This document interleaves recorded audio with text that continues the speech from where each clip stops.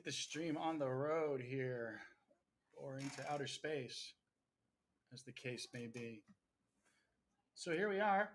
It is that fine time of a little past 4 o'clock. And I did a stream yesterday and I had no microphone attached. Ah, who knew? That's because we like to make little movies over here, and sometimes we use our microphone on the set to film superheroes talking. So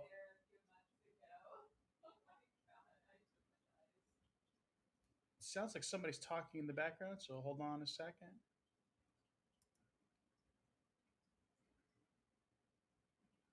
Oh, all right, I guess it's quiet. So I did do a show yesterday on steganography, but no mic. So let's do a little review on what steganography is. That is the art form of concealing information in art forms. So let's go ahead and share a screen here. Okay. So, alien steganography. So, here's just some of the pieces I found. And so, what I'm implying is that these beings can be seen on a variety of artifacts.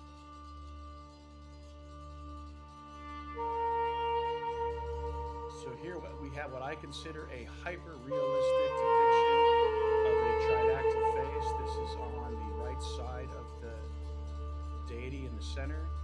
So this theoretically is a mother goddess. Here is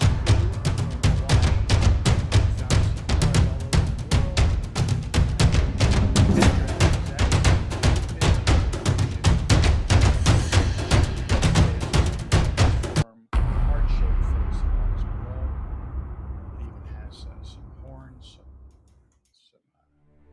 Now this one, a lot of people don't like this one.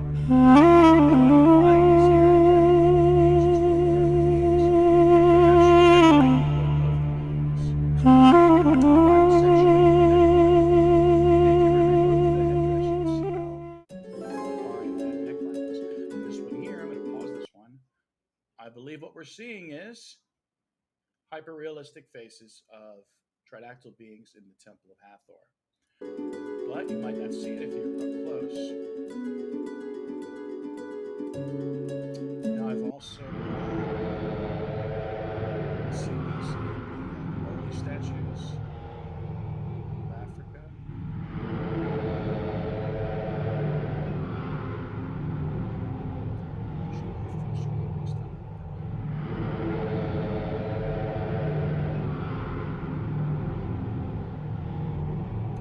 Everybody can always see some of the things I'm pointing out. It doesn't mean I don't see them. This is thematic. And what we're going to demonstrate today is we're going to demonstrate that the motif at the beginning, which is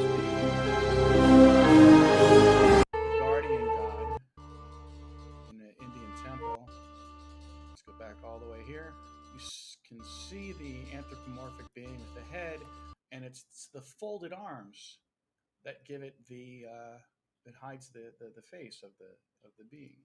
So we were snooping around, and I was looking into faience.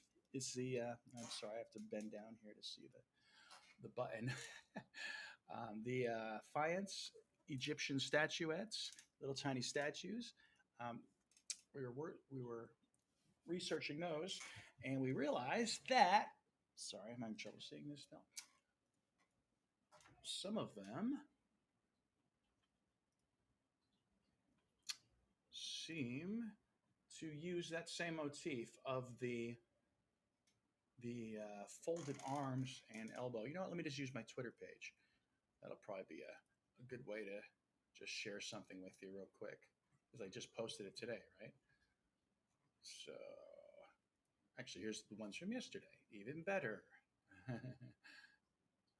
So this is fun. So if anyone has any questions, comments, concerns for my mental health, please don't troll me. Feel free to contact me. You can also chat, and I will demonstrate your chat right here for all to see. We're going to go over to Tridactyls at X, and I'm going to share this particular image with you. So this is Harpocrates, aka Horus.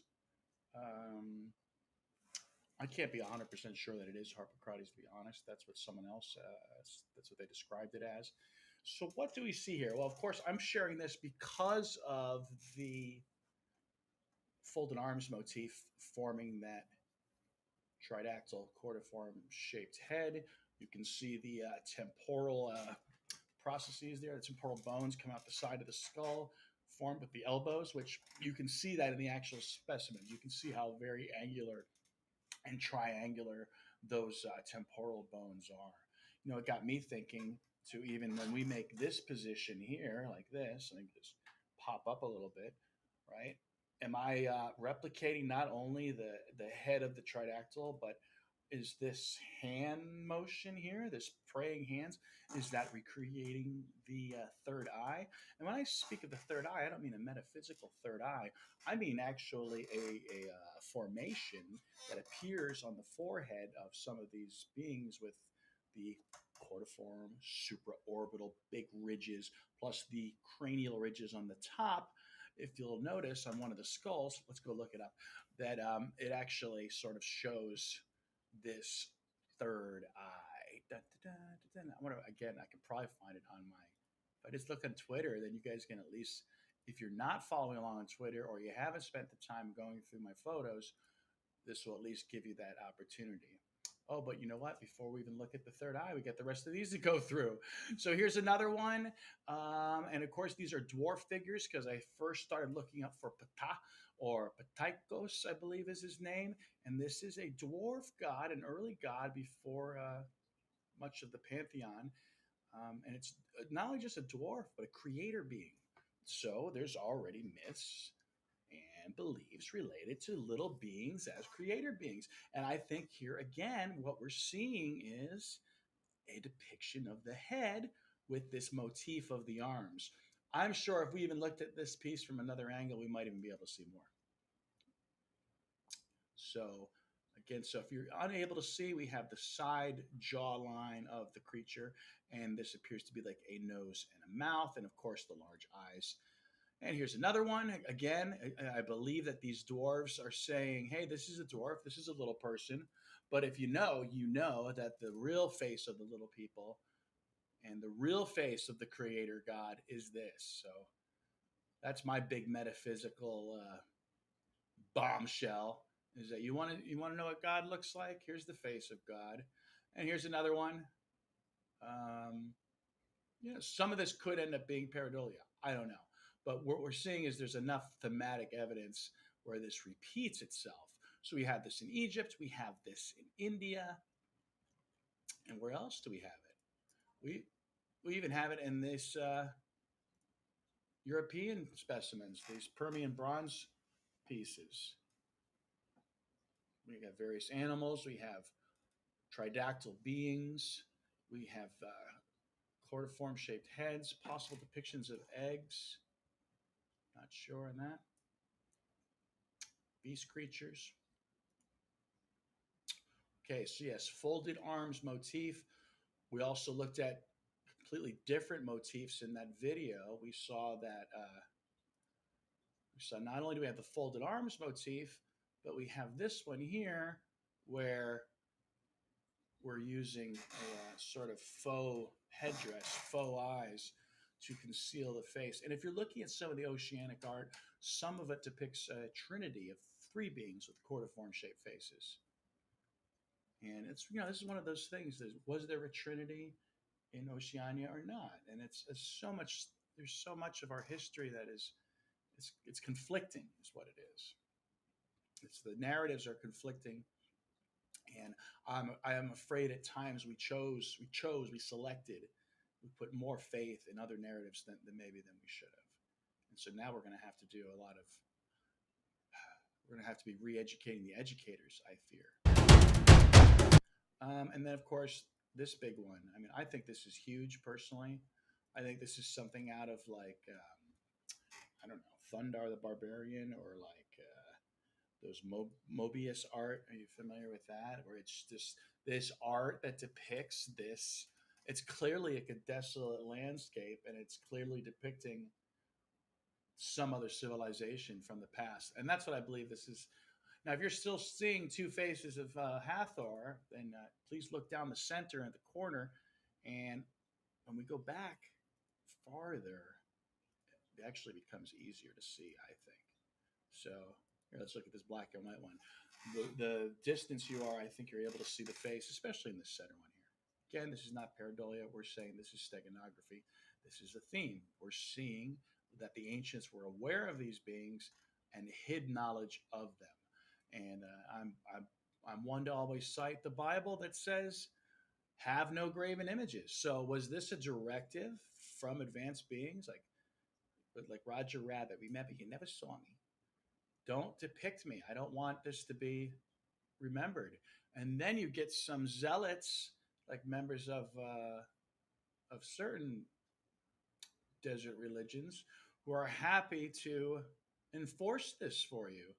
And now we have stylized art and iconic imagery of beings because we must hide the evidence. We were going to go look at the tridactyl skull real quick to look at the third eye. Hopefully, I can find things quickly again on my Twitter more than anything else. Please go to my Twitter, hit the media section, go through, and we can see a third eye that I colored in here. So there's sure enough, there is this diamond-like shaped, eye-like shaped space in between this particular, the decapitated skull of the tridactyls. Hoping you're seeing that. You're not. We have to go back to share this tab instead. And there it is. So let's see. Do we have any chats coming in today on a Friday afternoon? No chats coming in. Let's see if there's any comments anywhere else happening on X. If you guys are watching, feel free. I know there's a bunch of chatty Cathy people in Discord. Oh, I promised the people in Reddit that I would share a link. So let's share a link to this event. And I'm going to share the YouTube one. What do you think about that? So I also have some little of my own Hongsheng artifacts I got here. I always like to put the disclaimer out. I don't know if they're authentic. I kind of doubt some of them are, but the craftsmanship is really cool, and they still capture some of the motifs. So it's at the very least they're good for educational purposes. So let's take a look at what Hongsheng artifacts I have in my hand right now. And what we'll do is we'll see if we can spot any other sort of maybe possible steganography. All right, let's share this into the Reddit. So I don't know about you guys, but in addition to lurking on Twitter, I do like to go to Alien Bodies Reddit. I have my own Tridactyls group on Reddit also. So I'm just going to put that up there right now. Okay. Oh my God. I ended up putting someone's email. That's funny how that works, huh? I go to hit share, copy and share, and it's I end up having someone's email in my cache, I guess. So we're talking about steganography. Where else have we seen this? Well, in the oceanic art, I noticed that a lot of times there's multiple faces, could be multiple faces, multiple heads in one figure. So look to the mouth, look to the eyes, look to the top of the head for additional faces. Also look to noses. I see many times the noses are frequently depicting other beings, which is interesting about Byzantine coins. The Byzantines, that's much farther than what we're usually talking about. It's almost closer to the modern era when we're talking about BC, right? So the Byzantine era is what I want to say 13th century. I may have to look that one up. But the Byzantine coins are very interesting. They have complex patterns on them and strange faces. So let's see. The Byzantine Empire, I guess it went up to the 1400s, but lasted a long time. We don't do enough about the Byzantine Empire in history. I think we could cover some of that. So real quick, I am sharing a link in Reddit. I'm also on the Alien Buddies in Discord. There's a lot of good talk there. There's also a lot of skepticism in that one. So be aware of that. Uh, and here's my trouble with Reddit sometimes. It doesn't let me post, and I'm not really sure why it does that. So there we go. Okay, let's look at the Hong Shang artifact, shall we? Here we go. This is my first one I got. Very, I don't know, very like ET looking, right? So who knows? Was this intentionally made to look that interesting? Tell me what else you see in the comments. And of course, we're trying to see if do we see any faces in this? Maybe. And is this sort of like white on it? Is that an indication that this is a modern art form? I don't know. So say my sound is very low. Wow, that's good to know. Huh. Maybe because I don't have I'm not sure if I have the right mic set up or not. That's interesting. Thanks for letting me know because I had no mic yesterday. Was I supposed to switch these maybe? Let's try this.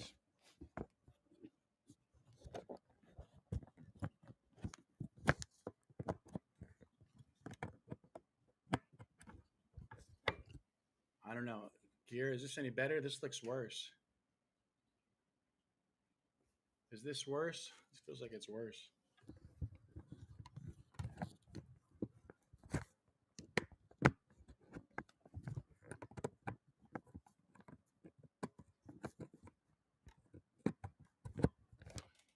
Yeah, this, I don't know. Maybe it's not worse. Now the other one was getting up to yellow. Wait. Ah. Okay, what do we got here? Just any better, Gear? I don't know. Let's see what Gear has to say. Let's share his comment. It's the same, still low. Well, all I can do then is just get maybe closer to the mic, if that's the way it is today. I don't know. Oh, wait, here comes the sound technician to check something out. We just hit a button. I don't know what that does. I just like a mic where like there's one button on and off.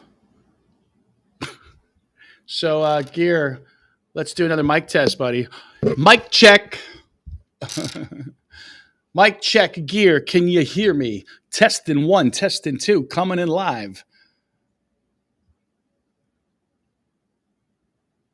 He's not responding. Well, let's see what Gear has to say. Hello, my friend. The sound is very low. How are you doing today, my friend? The 2 new specimens are wild, and Maria being male. What's up with that? Okay, he says it's perfect now. Thank you, Gear. All right, I'm not sure. I'll have to learn what was done. I may have had the wrong button pushed. Okay, so he's let's get into that here.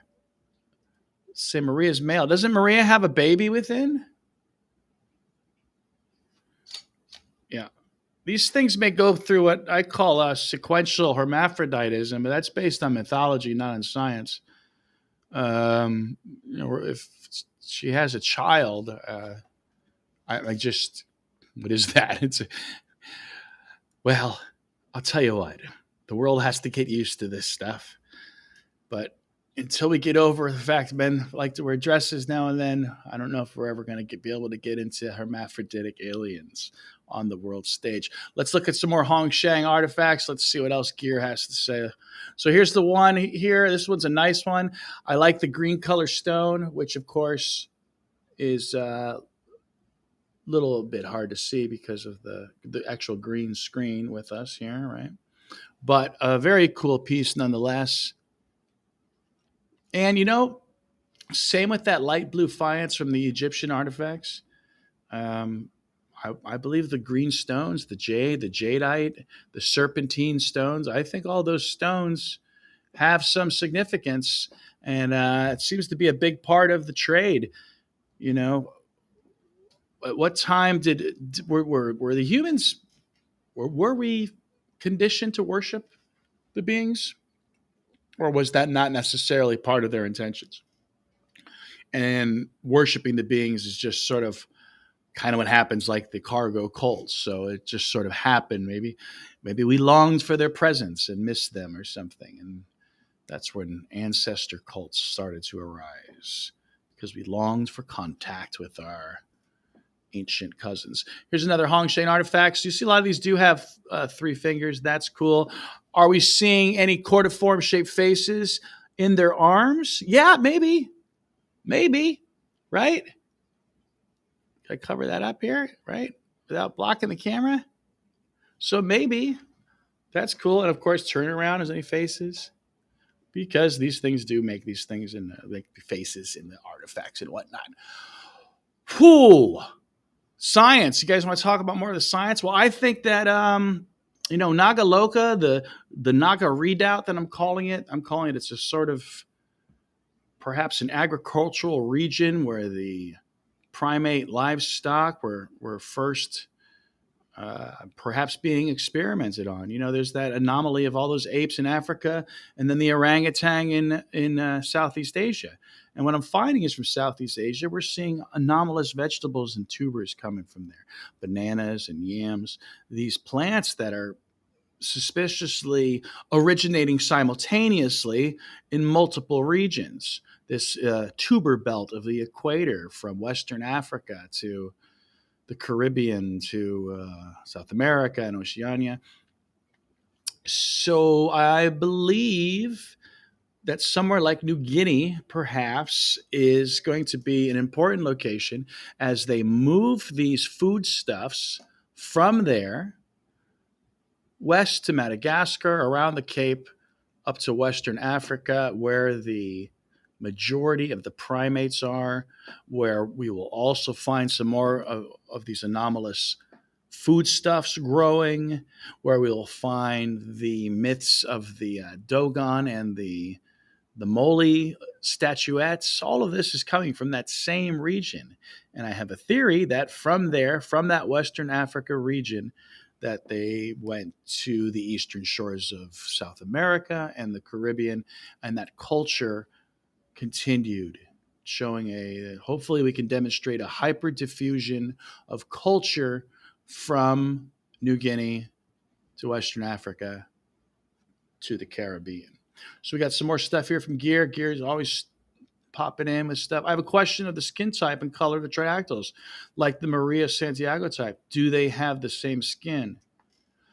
I haven't seen enough of the skin color to really make a leap on that. I will say this again through the mythology that there is talk of various colors that might relate to even modern day sort of racist talk. So perhaps colors of the beings varied.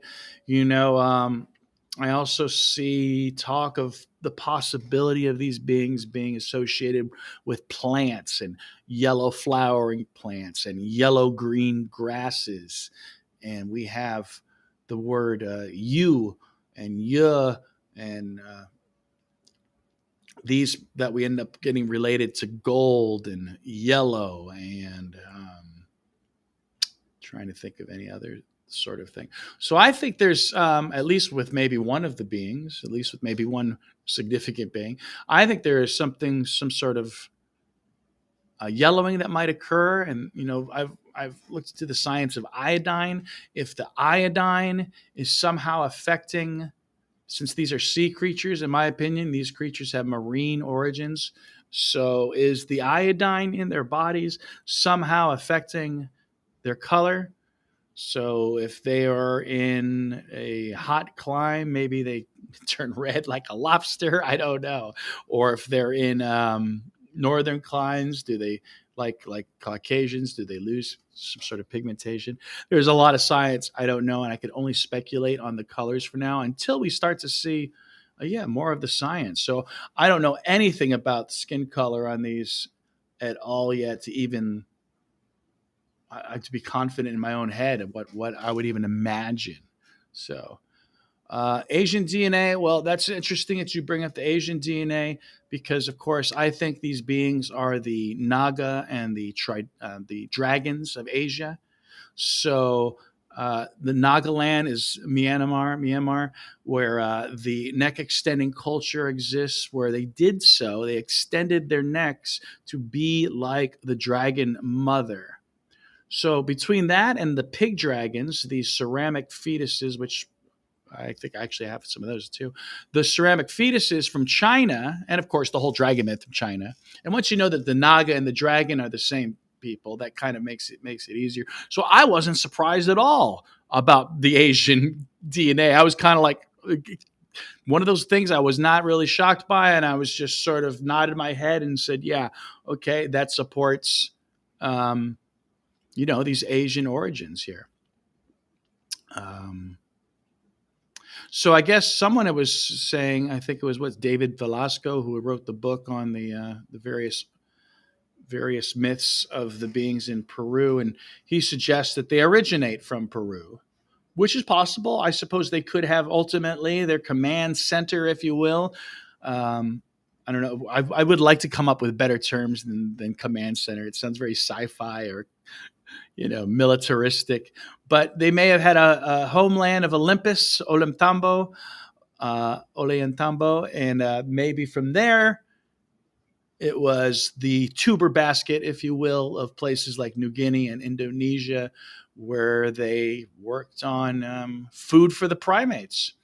And I think that's why they seeded places like South America and West Africa with tubers and bananas to feed their primates. So, Asian DNA. I would like to see more on that for sure.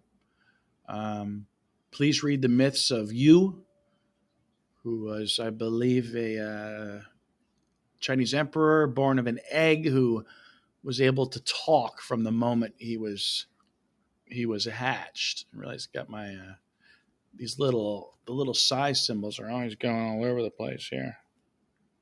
So yeah, I had to do this makeup stream because, well, yeah, I did the makeup stream because I had no audio yesterday, and looks like I almost would have made the same mistake today if it wasn't for gear here. Again, it makes me want to just like, well, let's just go through one more time what we looked at today. So if you're still with us, let's take another look at the steganography that we've discovered thus far. And let's talk about some of these motifs. So hang in there. And let's give this a check out.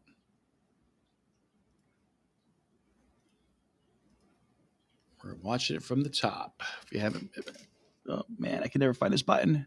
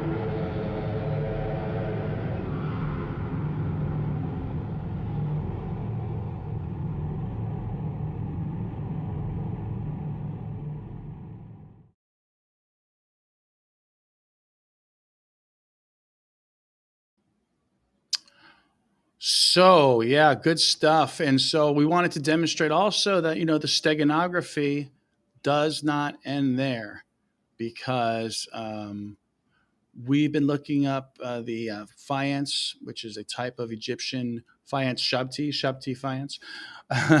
Yeah, man, that shit is deep, isn't it, man? Um, Whoa, just had a political ad in my ear here. Um, so we're finding this folded arm motif in other ancient Egyptian statues, going back to dwarven creator gods. So please keep on looking for these things. Get involved in this, what I'm calling it's a virtual dig. I'm doing all this from my home, right? I'm not actually going to Egypt or India to find these things because they're in other people's videos. We can see the artifacts in museums.